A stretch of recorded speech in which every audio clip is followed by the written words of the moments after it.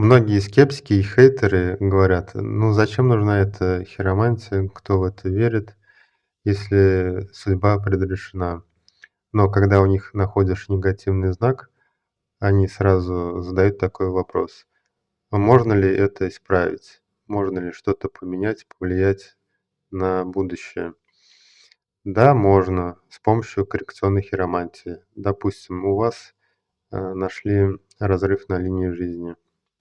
Данный разрыв можно нивелировать, поставить защиту, сделать так, чтобы он, как бы закрылся, и со временем линия поменяла свое направление.